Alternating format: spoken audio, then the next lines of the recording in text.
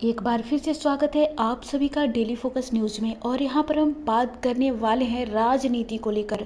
जी हाँ, भारतीय जनता पार्टी अध्यक्ष जेपी नड्डा ने पंजाब की कांग्रेस सरकार पर आगामी विधानसभा चुनावों में हार के डर से प्रधानमंत्री नरेंद्र मोदी के कार्यक्रमों को विफल करने की हर संभव कोशिश करने का आरोप लगाया है। उन्होंने कहा कि पंजाब में प्रधानमंत्री की सुरक्षा के साथ खिलवाड़ किया गया।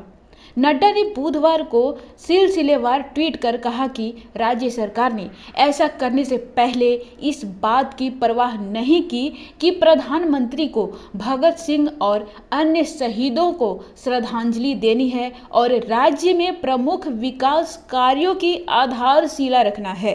उन्होंने कहा कि अपनी घटिया हरकतों से पंजाब की कांग्रेस सरकार ने दिखा दिया कि वह विकास विरोधी है और हमारे महान स्वतंत्रता सेनानियों के लिए भी उनमें कोई सम्मान नहीं है। उन्होंने कहा कि यह घटना प्रधानमंत्री की सुरक्षा में भी एक बड़ी चूक है। प्रदर्शनकारियों को प्रधानमंत्री के रास्ते में जाने दिया गया, जबकि पंजाब के मुख्य सचिव और पुलिस महानिदेशक ने एसपीजी को आश्वासन दिया कि रास्ता एकदम साफ है। मुख्यमंत्री चरणजीत सिंह चन्नी ने इस पूरे मामले पर फोन पर बात करने या समाधान करने से साफ साफ इनकार कर दिया। भाजपा अध्यक्ष ने कहा कि पंजाब में कांग्रेस सरकार द्वारा इस्तेमाल की गई यह रणनीति लोकतांत्रिक सिद्धांतों में विश्वास रखने वाले किसी भी व्यक्ति को पीड़ा देगी।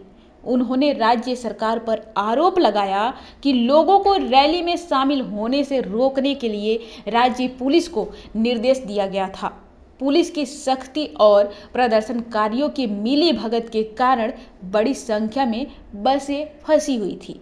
नड्डा ने कहा कि यह दुखद है कि पंजाब के लिए हजारों करोड़ की विकास परियोजनाओं को शुरू करने के लिए प्रधानमंत्री के दौरे को बाधित किया गया, लेकिन हम ऐसी घटिया मानसिकता को पंजाब की तरक्की में बाधक नहीं बनने देंगे और पंजाब के विकास के लिए प्रयास जारी रखेंगे।